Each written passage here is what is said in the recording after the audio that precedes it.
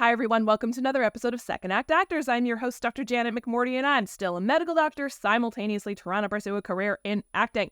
My guest this week is Krista Barzso. Krista is an actor, producer, and insurance agent, and we have such a juicy conversation. She has a science background, and y'all know how much I love my science people. It makes my brain tingle when I get to talk to other artists who also love science. It's just absolutely fabulous. Please enjoy the incredible Krista Barzso.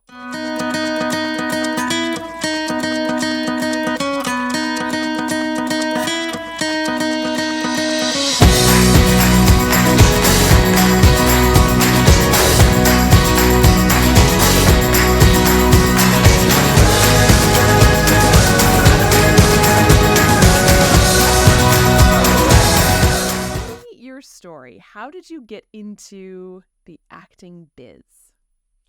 I never know how to answer this question because, like, I feel like everyone has this, like, the moment I discovered I wanted to be an actor, and I feel like I was just born like that.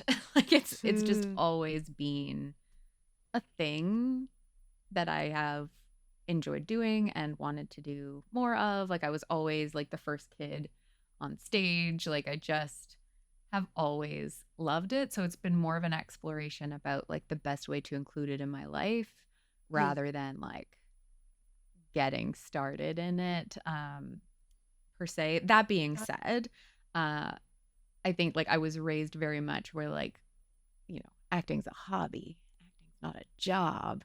So go get your real degree and your real job and do all of that. And it wasn't until, like, when I graduated university and that I sort of started considering it to be a serious thing, because I'd sort of had the expectation that once I graduated university, I had to go and get my real job and, like, put aside, like, childish hobbies was sort of the way I was raised. And it made me depressed, but I was like, this is the way life is. And then I was on a flight and a random stranger on the plane beside me was a filmmaker, producer, director, and we were talking about it. And he's like, when you graduate, you can always just go back to it. And I was like, what? I can do that. I don't have to give it up. So, I went home and was like, okay, I graduated. Now I'm going to do what I want to do. And my parents were thrilled. But I have the Bachelor of Science. We got the, real degree. Yeah, the expensive wallpaper. Yep. Yeah. What did you do your degree in? I have a degree in science and business with a specialization in biology. Cool. Yeah. So it's interesting because I relate to that so much because in high school and elementary school, I was the performer, but also a scientist because I loved the science and I did science till I was in my 30s. Was that you as well too? Like what pushed you into biology? I love biology. I do. I find it fascinating. There was a period of my life where I was going to be a marine biologist. Like, I love learning about how the way the world works, and more for me, it's more the like macro side of it. Like, microbiology is cool and everything, but how populations interact with each other, how different animal species have different political hierarchies, like, within their little groups, and how they interact with each other and how those populations affect others, like that kind of thing. It's just really, really fascinating how different animals have evolved to live in different climates, especially, like, when you get into, like, marine biology is still a very I can geek out on that for a while. And, like, it's just because life started in the ocean, it's had more time in the ocean, so something has evolved to make use of, like, every square centimeter of that. Like, oh, there's no light or air down here, fantastic, we'll just completely change ourselves so that we don't need it. And, like, just the way that life has found a way to exist in these intense environments, I find just really, really fascinating. So yeah, I've always had, like, the science brain, the the actor brain, whenever you do those surveys or personality tests or whatever, I usually get back an answer something along the lines of, "Are you sure?"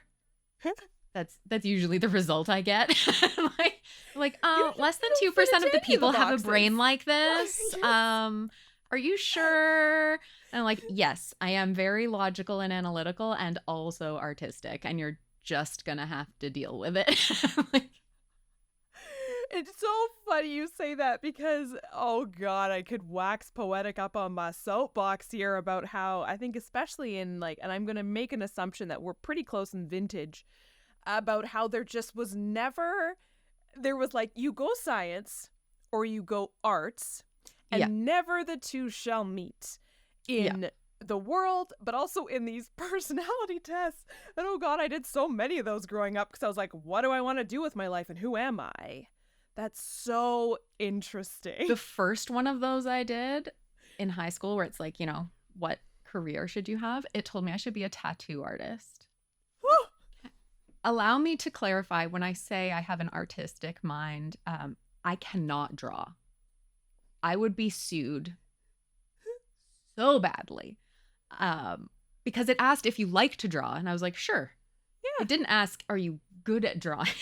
Like, do you have skill in this area? Do you wish to improve on said skill? I was like, I am. And then I think it was like surfboard designer. I'm like, I'm going to say no to both of those choices. What is this career and personal planning quiz? That is a riot. That it was the most absurd answers. Most of them are generally pretty accurate. It's just like they tend to have some kind of disclaimer, like, most people aren't this. And I'm like, I know. I get it. Oh, that's Thank so you. funny. Mine said news reporter. I could see that, actually. Me too. And it's funny when I think about, especially in the time when I was doing my like pivot, my shift, my I shouldn't say pivot, my addition of creativity back into my life. I had that, memory of, oh yeah, that quiz I did that we all do about what should I do with my life, and it said news reporter. I'm like, huh, it is there, that creativity. Mm-hmm. So question for you. So you do your degree in science, and almost out of like spite. But also a genuine curiosity, of course. What happened after? What was life afterwards? Did you seek out job opportunities in your career, in your degree path, or what happened? So the program that I did, because it's not a dual major, it's a joint major. They designed that program very specifically to kind of create the next generation of business professionals in scientific companies. That's sort of like, it's a kind of a niche thing. So you learn a lot about like the patent cycles for pharmaceuticals and like just the business side of science, as well as, like, there's pure science classes in there as well and pure business classes, but they have specific courses to actually marry the two. So for a while I was looking into, pharma reps and like that kind of thing, and like what are some science companies, companies that create equipment for hospitals, and like working on the business side of those kinds of companies. So I was looking into that for a while. I realized as I was getting close to the end of my degree, I definitely didn't want to be in a lab. Like it's interesting to a point, but I didn't want my life to be in a lab because, again, I'm not micro focused. So I knew I wanted to do something big, like bigger scale, kind of like out of the lab. So I was looking into that, and then that was around the time when I kind of had that conversation on the airplane, and I was like, interesting. So I ended up, I work in insurance. I'm helping with like health and dental plans for companies and helping them put those in place. And it actually uses that science side quite a bit, like knowing about, the patent cycle for pharmaceuticals and different ways that treatments happen.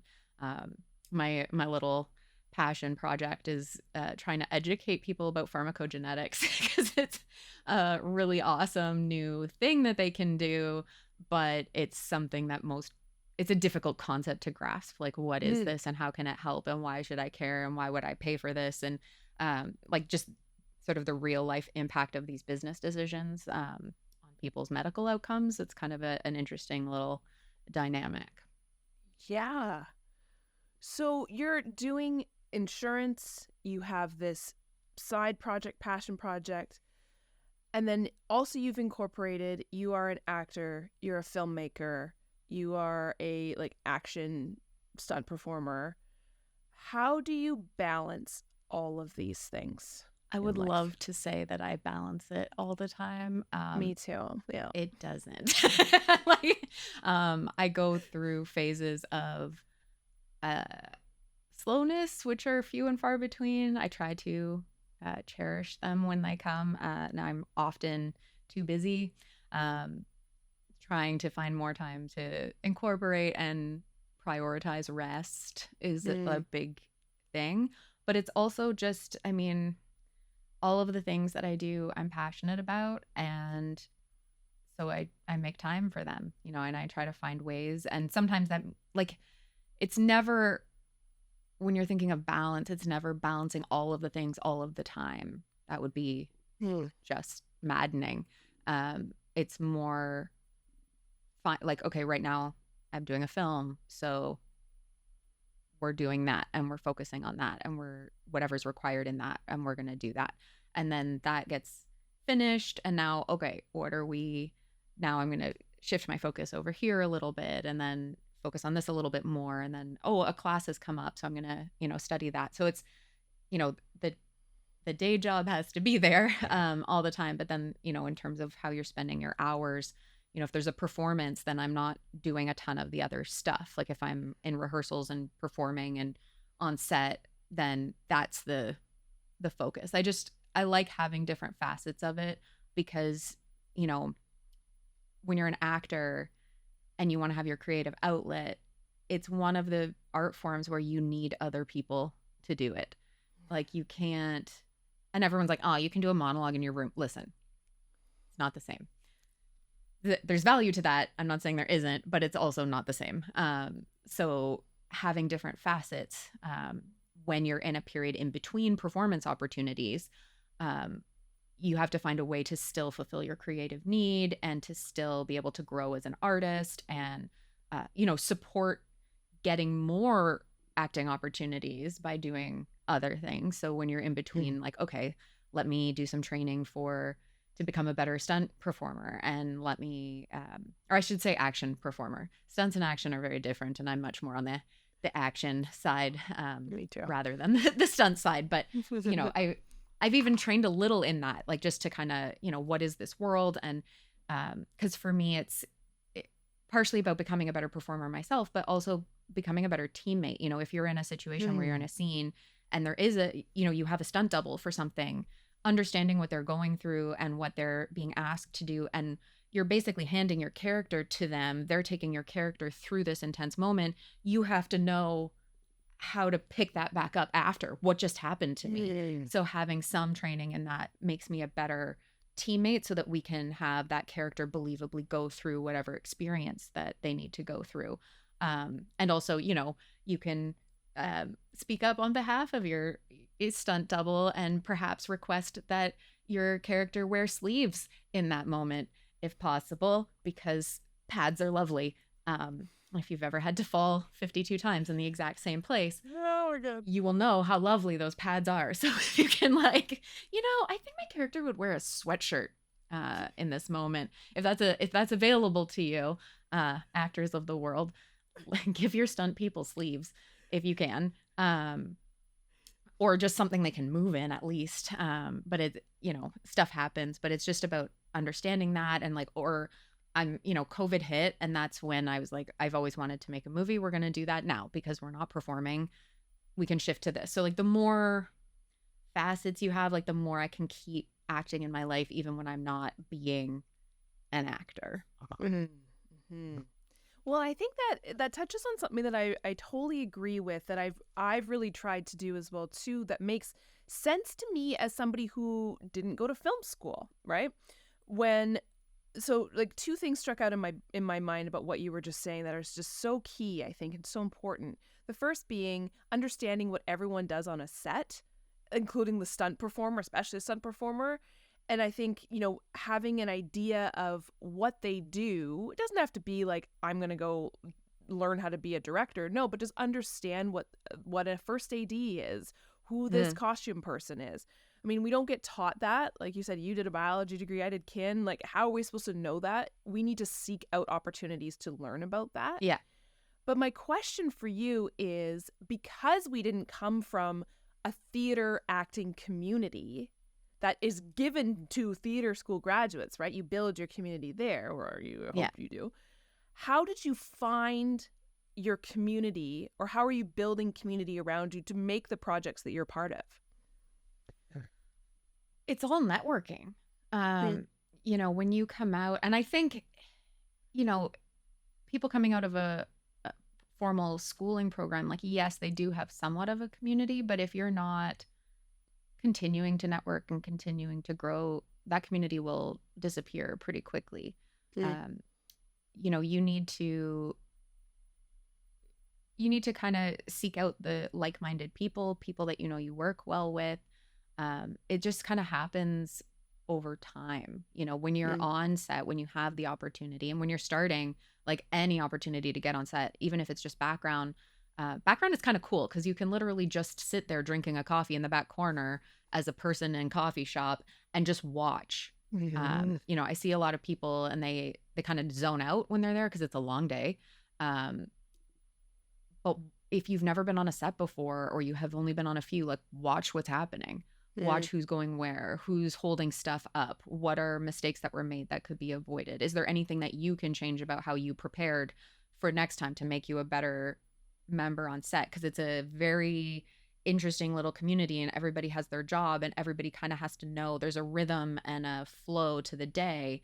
And I heard there was an article I read, like, when I was just getting started, where they're like, it's a lot of waiting around, but at some point the spotlight is going to turn on you and the whole day will come to a halt if you're not ready.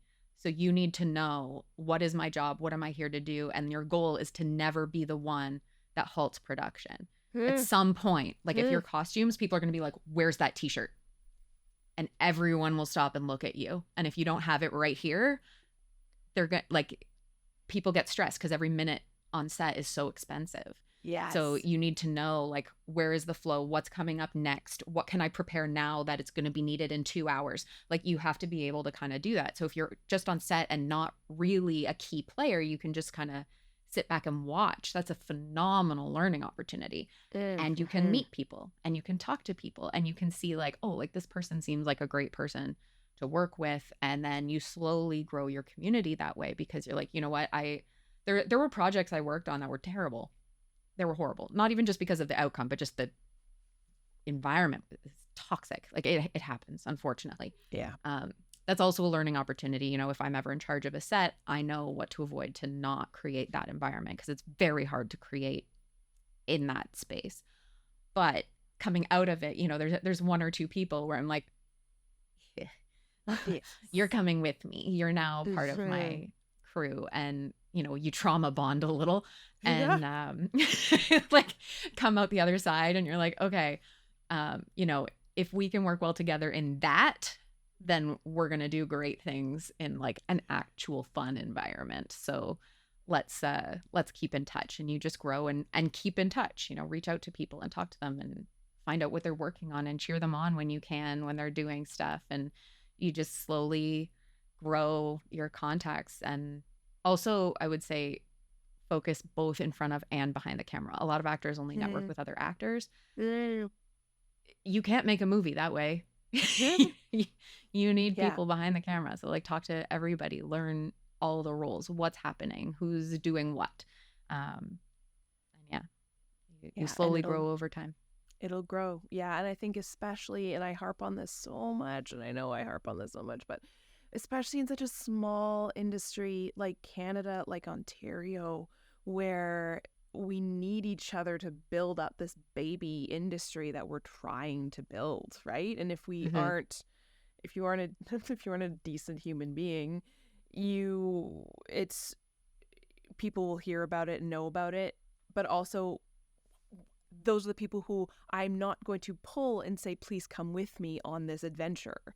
right? Forever. So yeah, I think that's so important. And I think that's where, and I know a lot of us who have gotten into this a bit later on in life feel like we're behind the train, we're trying to catch up. But I think that like the life experience and stuff like that, I think gave, at least for me, and I wonder what your thoughts are on this, gave me that bit of a, like, my bullshit meter is very, very attuned. So Yeah. when I pluck people, I'm like, ooh, I like you, let's hang out. I know I'm not getting scammed, for lack of a better It's word. one of the hardest things to learn because I'm in life like a pretty good judge of character. Like, when you're being lied to. The Yeah. problem in our industry is that people aren't necessarily intentionally lying. They have great dreams and they're telling you about them. And they're Oh, genuine yeah. and they honestly want, they'll be like, I'm going to make you like the lead in my movie and my movie's going to go to this and we're going to be in this festival and it's going to be amazing. And it's so genuine because they honestly want that so badly that for them it is Yeah. in fact real. Mm. But there's a lot of luck in these things, but there's an even bigger component of work ethic. And so learning not just who has the dream, everybody in this industry has the dream, who has the work ethic to back it up and to actually give it the best shot to go forward. There's so many times where people, they talk such a big game and you're like, okay, I haven't seen you in 6 months. What have you done on the project since then? And they're like, oh, well, nothing. But it's still, I'm hoping it's going to blow up. Like, well, you can't, hope isn't enough.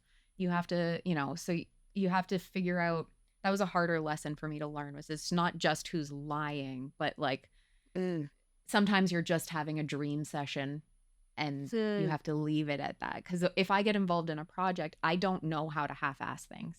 It's not in my nature. So if I'm in, I am all in and I will give everything I have and work my butt off and throw my work-life balance out of whack and lose sleep. And like, I put everything into it. So learning the projects that are worth that from me, like when I'm with a team, that's because one person can't push the project through. And I have seen so many projects just entirely disintegrate because of either lack of work ethic or toxic personalities or a combination of both. And like, you have to kind of figure out which ones are those and just let them go. And then pour yourself into something where everybody's as invested as you are, because that's what it takes to get it anywhere. I have a quick question for you about that. So I had a conversation with a producer friend of mine who we had recorded our episode. Her name is Trish Rainoni. She's up in the Sioux. I've spoken with her before. She's amazing, right? Like she's just incredible. And we had this conversation, and she was this was when she was fairly new into producing, and she said to me, okay, so as an actor, Janet, so as an actor, Krista, would you rather know that you are being considered for a role in like a film that I'm producing? Would you rather I tell you? And because there's so much, like you're saying, there's so much luck involved, this film may never get made because of grant applications and all this stuff, especially where I am up in the north. But would you rather I tell you and that never happen? Or would you rather I just not say until it's confirmed that it's happening? Like, what feels better to you as an actor? I would rather know. Me too. I think it depends where you are in your career. Like when you're just starting, I think you have to learn not just the flow of a set, but the flow of the industry and how it works. So when you're just starting, I think it's really easy to take everything personally. So, oh, we were going to do this film, but it's not happening. It's like, oh, like, is it because they didn't like me as the lead? And so like the funding didn't come through. Like it's really, and it's just, you get all, because you have no other projects, all of your hopes and dreams are on every project you get. So it's a little disproportionate. So I feel like that I might have had a different answer perhaps at that time. But at this point, I've had projects, there are other projects in the works. So it's not, any one project isn't the thing that's going to make or break my career. But I think it's so nice to know, you know, if you're seriously being considered, and or like if it's a, hey, like if this project goes ahead, like you are my person, that's great to know, because we throw out our auditions into the ether and we very rarely get feedback. You know, you get the part or you get nothing. So to get that kind of feedback, like, hey, I've seen your work. I like your work. I think you're perfect for this part and would be an asset to the film. That's very validating. You know, like, oh my gosh, okay, so you would back me. Whether or not the film gets the funding is completely out of their control. It's completely out of our control. Like, so many projects don't actually happen. But to know that somebody in the position of who's making films and evaluating actors on the regular saw your art and your work and was like, yes, like that's a nice thing to hear. Yeah, I totally agree with you. Obviously, it would be better if it happened. Well, obviously, yes, totally. But yeah, I agree. And again, I think that's the, well, again, because there's so little control. Well, there's like no control that we have in this industry. So to hear some little like spark of not so much hope that this production will happen, but just like a feeling of, oh, I'm allowed to be here. I'm allowed to be in this space. We have there's no good like badge of honor or like degree or like you've now reached the top of the levels of quote acting to know that now you are an actor. Yeah. And it's just nice to hear that sometimes, especially from a logical brained person like myself, who's like, okay, so for me, success was like a 90+% on a multiple choice test. That doesn't exist in our world. So something like that, I find just really affirming. Yeah. 100%. Like, and it's happened to me before. Like, you got the part. Nothing. Like, radio silence. Yeah. So we're not filming next month then? And they're like, oh no, the funding didn't come through. And you're like, oh geez. Like that does happen. But it's still nice to know, like, from anything that was in my control, I did my job. I got the part. Yes. I didn't get to do the part, but I got it. You got it. Yes. You know, it's, I don't think there's anything bad in that. Yeah. Do you notice any similarities between the degree program that you were in and your love of biology, evolution, species, marine biology, everything like that, and now your creative life? Any similarities or anything you've pulled from that time in more of the science world that now in the creative world has been helpful? Oh yeah, and on the business world as well. I actually at a previous job, they had me do a presentation on how acting skills can help you in business, and it's very applicable. You know, a lot of people kind of see where I'm at and are like, "How could you live such like completely separate lives?" I'm like, they're not that separate. You know, as an actor, you study people and you learn to read body language and to read energy and to control your own reactions to that energy. That is essential in business and in science. Because again, in my specific program, it's basically training people to be the intermediaries between the business side of a company and the scientists. So the scientists are creating their babies in whatever that company produces, and the business people are telling them that they have fiscal limits and have marketing targets that they have to. So to be able to manage those expectations and speak the two languages and balance egos and all of that stuff is very related to what we do as actors, and life on set is very like balancing egos and managing timelines, and all of that is applicable. And you often in whatever, maybe not often, I guess, depending on your career, but in business specifically and occasionally in science, you have to do public speaking. And guess what? Acting is great training for that. I know I have coworkers who like that's their worst nightmare. I'm like, are you kidding me? You're giving me a captive audience? Bring it on. These people have to listen to me. Awesome. Yeah. Also, they know I'm going to rant about like some weird science niche market for an hour and they're still coming. Come on. Here we go. I love it. This is why I love my medical practice, because my patients like come in and I'm like, oh, hi. You're not allowed to leave till I rant for a while. Yeah. Captive audience. Here we I go. love that. Yeah, here we go. Do you have any advice for anyone who is interested in pursuing more of a creative career like acting, who maybe had just had their airplane moment?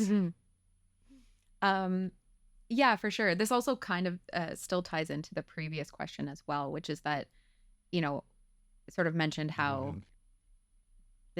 how acting can benefit like a business career. But when you're becoming an actor, you also need business skills. This is something that I think a lot of people don't consider. They're like, oh, I don't want to work in business, so I'm going to become an actor. The thing is, the second you do that, you have just started a business. Congratulations, you are an entrepreneur. You sell acting services of you. You have a product that is you. You need to know how to market your product, how to create a business relationship, business reputation.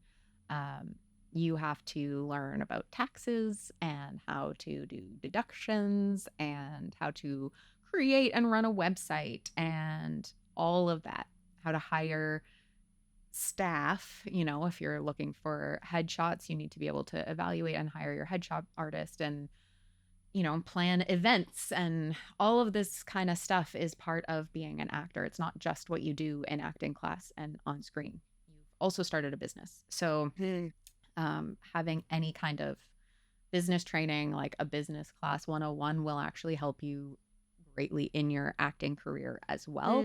And I highly recommend it, because I see so many people who haven't realized that just shooting themselves in the foot. They don't conduct themselves professionally. They don't see it as a job. They see like they get hired after they get the job and then they'll be professional. Like, you aren't going to get the job unless you are already professional.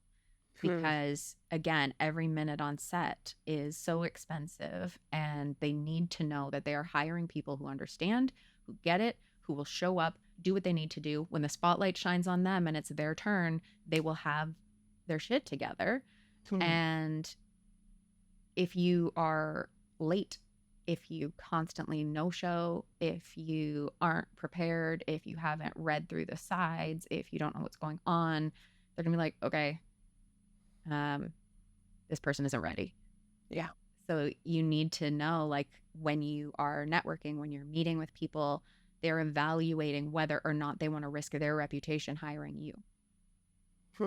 That's an important lesson to learn. Absolutely. And I think the biggest thing that, and I want to know your answer to this question as well too, the biggest thing that surprised me were just how many people there are waiting in the wings, how many actors there are who can, even though we're all precious, beautiful snowflakes, replace me. Oh, yeah. Like instantaneously.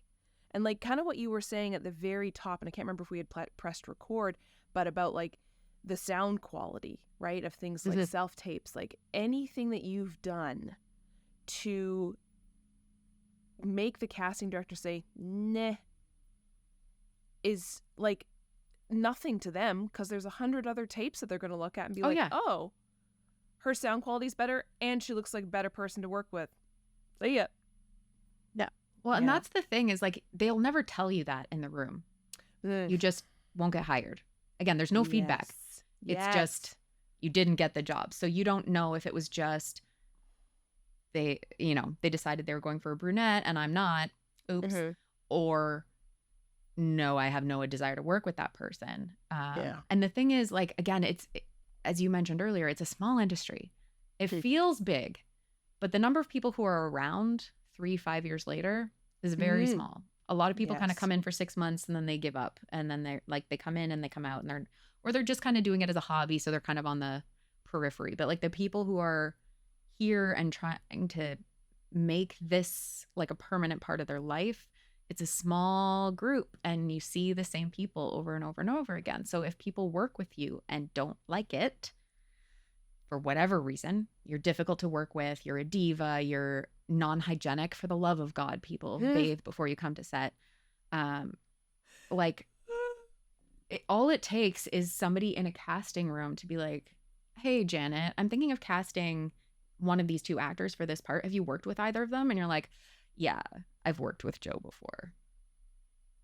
That's all it takes. Joe doesn't get the job. That's it. So like, you don't even know if the person that you're networking is necessarily the one that is going to be making the decisions or not. But if they don't like you and they know somebody who's hiring, like, you need to be careful about burning bridges, and you need to always bring your A game, because you never know. But if somebody in that same conversation, if you're like, yeah, I've worked with Joe, he is always on time, he's so professional, so passionate, loved working with him, I'm going to be like, okay. Because once again, big risk. You know, you're putting your professional reputation and the product of all of this hard work on the line every time you make these decisions. Yes. So if I know that I know somebody who can vouch for this person's professionalism, it could be 2 years ago that you worked with him, but if you're like, yeah, 100%, he's on it, I'm gonna be like, okay. All other things being equal, that can sway the decision. Or if it's like, yeah, he was like, he's always late. Yeah. Done. Like, that's Done. That's it, right? That's absolutely it. And it's no skin off their back, because they've got, like you said, other people waiting in the wings who are just as talented as Joe is, but are a decent human being. Has there been, so yeah, my question to you, because that was a big surprise for me in the industry, which is how many people there are. What has surprised you about the industry? What has surprised me about the industry? I would say just like how many different ways there are to be involved in it. You know, I started as an actor. That's my main jam. But the longer I've been in it, it's like, okay, well, you know, again, when COVID hit, I'm like, I'm going to write something that I really enjoy writing. I'm going to produce something. Turns out I quite enjoy producing as well, and have done it on a few other small projects. And you know, now I want to try directing something. And like, there's other ways beyond just maybe I'll learn some stunts. Starting to learn a little bit about intimacy direction. Just like, there's so many people on set. When you look around and you're like, oh, like, there are all of these people. They don't hire anybody who isn't necessary because of cost. So everybody who's there, and it can sometimes feel like a lot, especially if it's a really small scene and you have like 1 or 2 actors, and then there's like 40 people behind the scenes or more running the shoot, and you're like, okay, like, what are each of them doing? You can discover things about yourself, like what is that person doing with the lights? Like, does that seem interesting? Is that another thing that maybe I'd like to learn about? Or like, makeup seems really interesting, I wonder if I would like to do that as well. Like, there's ways to be on set more often through different roles. And you know, there's just these infinite number of ways to participate and to uncover different sides of yourself and find new ways to be a creative participant in the whole circus. You know, I love that. And I love that quote of yours that you just said, like, everyone who's hired on a film set is necessary. And I think that's such a, well, we as actors tend to be narcissists and tend to be like, we are the center of this circus. We are in the middle. All eyes on me. And then when you get to set, especially if you're new, and you realize, oh, literally no one cares about me unless I'm not doing my job, because I'm keeping them from the beer that they want to have after work.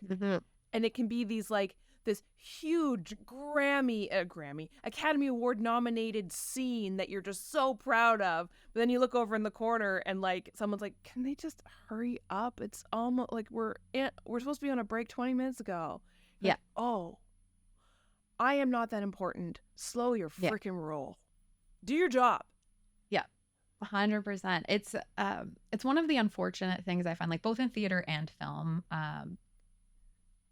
There's often a bit of a actors versus crew kind of vibe. Yeah. In some cases worse than others, but I'm always like, so okay, neither of us can actually do our jobs without the other, though. Mm-hmm. Like, if it's without the crew, then the actors are just like improving in a living room. And if the crew's there and there's no actors, like, what are you doing? Yeah. You just have a really well-lit couch. Like, real expensive, well-lit couch. Again, like, nobody's there that isn't necessary. We all need each other in order to create this art. That's what I was saying at the beginning. Like, you can't do it alone. Yeah. You need other people to do it. So being able to work together is essential. But, I think it's also partially because I think one side, like, how hard you're working on set, and it can look like the other side isn't doing anything. Like, the crew could be sitting down, not doing anything because the spotlight's not on them right now. So they've learned that this is their moment when they can rest, because it's a long day. You need to know when you can rest. It's about, that's part of knowing your rhythm. But an actor might see that and be like, ugh, like, they're just getting paid to like not do anything. You're like, you have no idea what they did. If you as an actor have a long 12-hour day, guaranteed the crew has had a 14 to 16-hour day, because they have to get there and light everything before you even show up, and they've got to tear everything down after you get to go home. So if they're resting in the middle, it's because everything's already set up. Relax. But also, I think then they'll see like actors just sitting there not doing anything, even though you might be doing all of your internal work. You're running the lines in your head. You're getting yourself emotionally prepared to go to a deep place. That takes something, and you can't do that if you're running around, moving oranges from table to table. You have to take your time to do that. That's why you've been hired.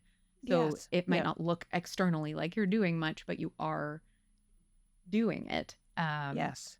So I think there can be a little bit of that animosity, but it's so unnecessary. And I think if we all just had a bit of appreciation for the craft that everybody's bringing, like if you watch, there was this a short film I was on, and it was this like absurd kind of dark horror comedy thing. So it's, we're all at dinner, and then everybody ingests something questionable, and then like it gets very absurd and horror induced. So like we had a normal dining room, and then we all went to lunch, and the lighting team relit for the other environment. It was nuts. Like, we went from like normal Thanksgiving kind of feel, like dining table. When we walked back in after lunch, like, it was creepy in there. Nothing moved. Everything was the same. The lights changed. That's it. It was like the vibe, the essence, like it just immediately you're like, oh God, something is about to happen. That is why they're there. That is their craft. Like we have, everybody on set has a skill level to be able to bring these scenes to life. And, instead of trying to criticize because you don't understand somebody's role, like try to appreciate the skills that they have that you don't understand. I do not know how they did that. But I'm glad they did. Like, watching people at work is amazing. You're like, whoa, there's so much. Sorry, my eye, like I got something in my eye while we're talking, so No I'm not worries. crying. I'm just so passionate about this. So passionate about it. But I think, but it's so cool. It's so cool, and I think that's what I know was a part of what was missing in my first act. And now what I was so drawn to about this industry of creatives are people who are so passionate about their craft, and of course there's going to be animosities. There's animosities in every single hierarchical structure, right? whether it's real or perceived. But when people come together who are all with the same goal of putting a great project out into the world, I just think of some of the like small, subtle little details on some of the projects I've been in. The lighting.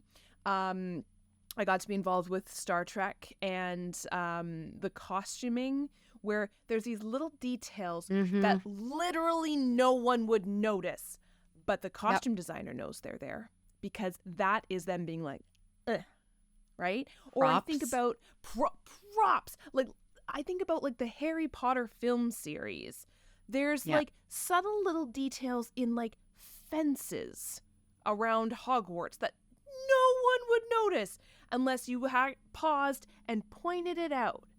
But that is love of craft. When you're like, no one's gonna even, and some of the acting processes are not visible to the eye, but when you have this passion and you bring it forward, whether anyone notices it or not, all those people coming together into one big amazing project, like that is so rare in this world and just so like I crave it. And again, it's nerding out, right? Over everything. It's so cool. So when you cool. do get everybody aligned and like creating a moment together. It's just, there's no words of that feeling. There's no words. It's you're like, yes, that's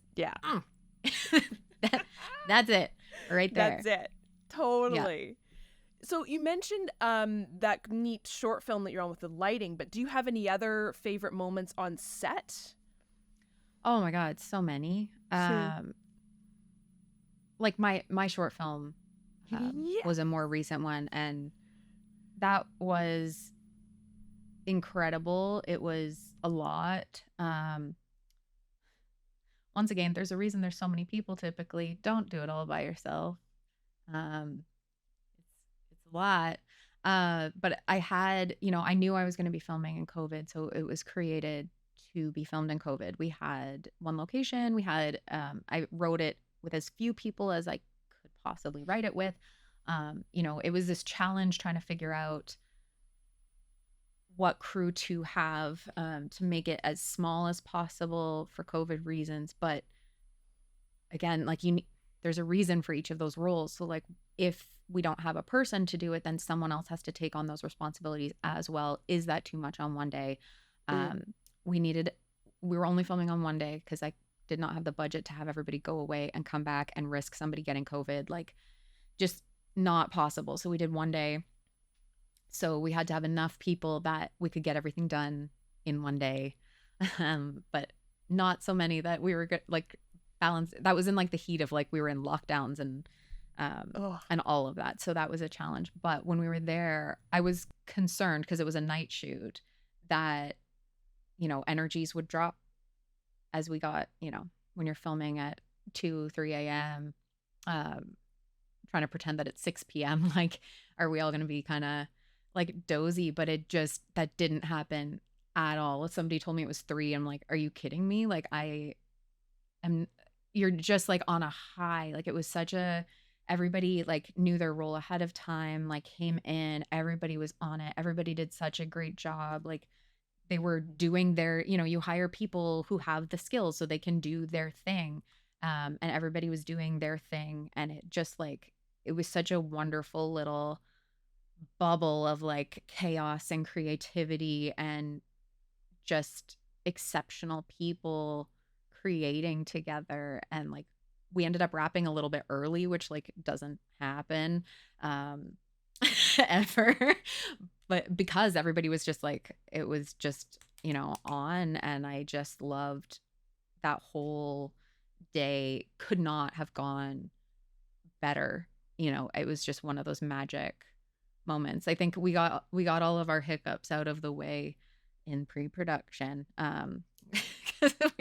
We got delayed because of COVID protocols and expenses and budget reasons and all of that. So on the day, it was just phenomenal, like getting to kind of work with everybody. And finally, again, because this was my COVID baby, But like I wrote it and like did so much work for all those months, and like to be there on the day, like it's alive. My baby is alive right now. It's happening. It's being created. It's no longer a piece of paper. It's a thing. That was just incredible. Well, and I think it just goes back to what you were saying about so often are so many people with dreams and they don't do for whatever reason, not chastising, not criticizing, but here's something that you had a dream and you freaking did it. You made it come alive. Like, that is so rare and huge. It was so awesome. fast too. We had a lot. I did a whole crowdfunding campaign as well, and a lot of my amazing backers are not at all in the industry. So I had a lot of them. Like, to put it in perspective for anybody watching, but I started writing in January of that year. We filmed in August, and it was completed post-production by the following May. So like, this is a tight timeline for non-industry people. Like, this is fast. But I had a lot of my backers, like, we filmed in August, and like in September they're like, so when do I get to see it? I'm like, oh, not yet. Like, not yet. I'm terribly sorry. Believe it or not, I'm like, this is all happening very fast. I'll let you know. Like, we've got at least 6 months left. I'm pushing it through as fast as I can. Could it have been faster if I had double the budget? Absolutely. But when you're low budget, you have to work with people's timelines. So there's a bit of a delay there. But even still, even as it was, that's a very quick turnaround. Like, on set, someone was asking me like, oh, like, when did you start writing this? Because normally the answer is like 4 or 5 years ago. And now we're on set. So even just that part was very quick. Well, and I think like people don't understand that when you're not in the industry, right? And I didn't understand it really either, right? We all know what it's like to wait for footage for a reel and stuff, and it just how much time. And I think it's funny, I didn't really realize it until I talked to Kim Herden from KH Casting, who casts a lot of video games, and how like, well, yeah, film and television, it's years. Video games, it's like decades.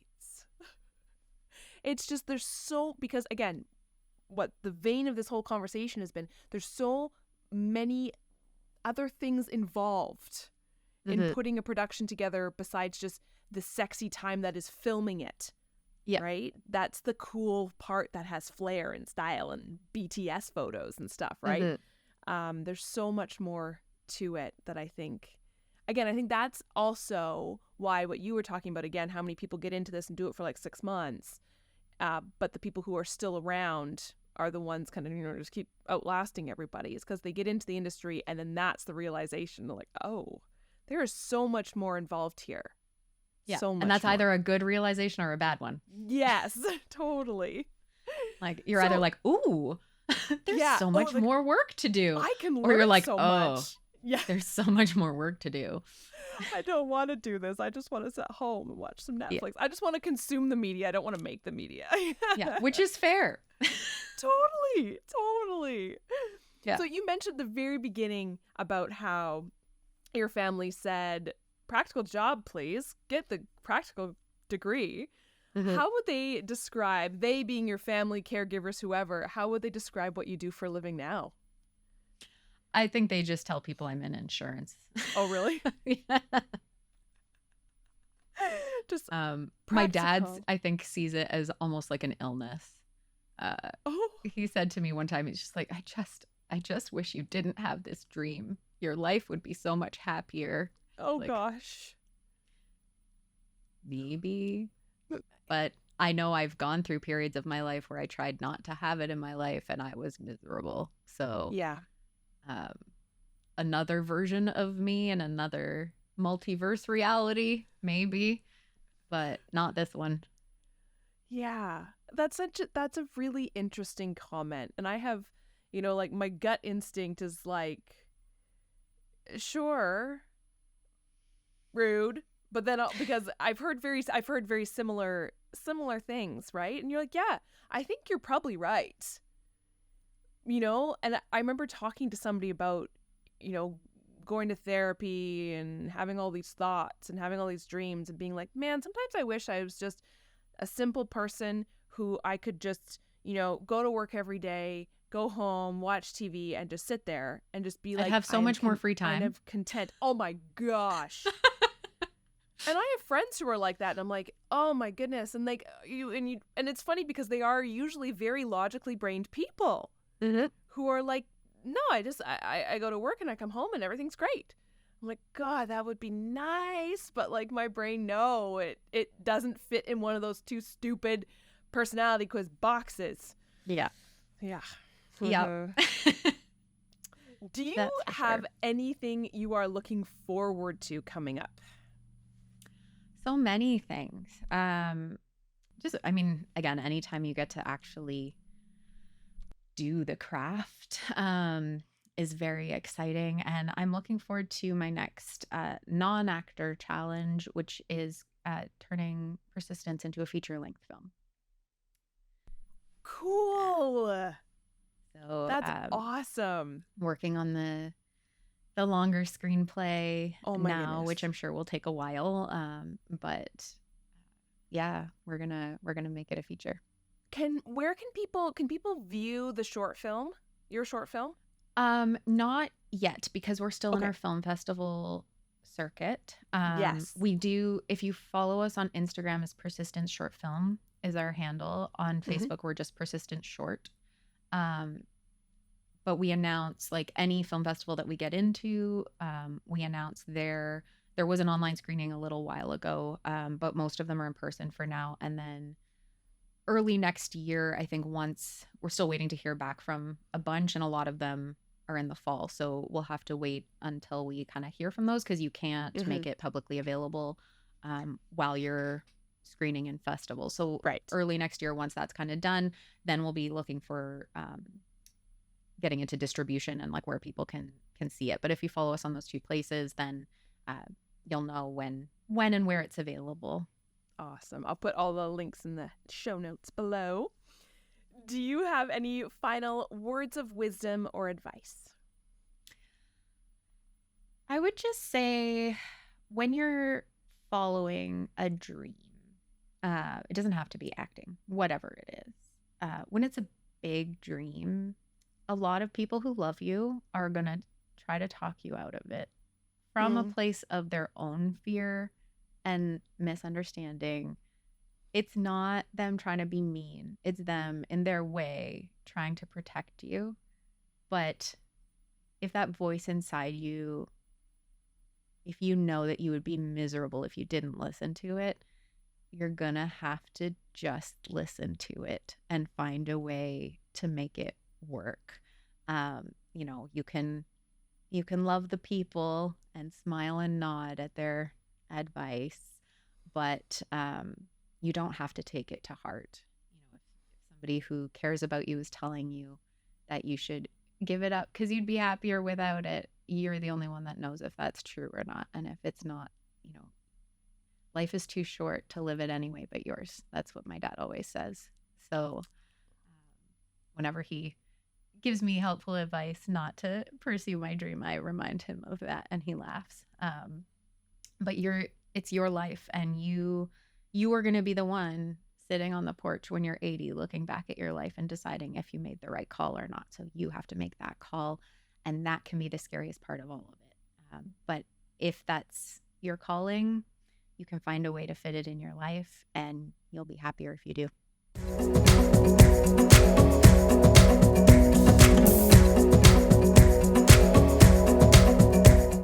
Thank you, everyone, for tuning in. And thank you, Krista, for being my guest this week. Thank you so much for taking the time out of your busy schedule, doing all the badass things you do to talk to me and talk to my guests as well. I loved hearing your story, and I so appreciate you. I hope you will all tune in next week for another episode of Second Act Actors. Bye.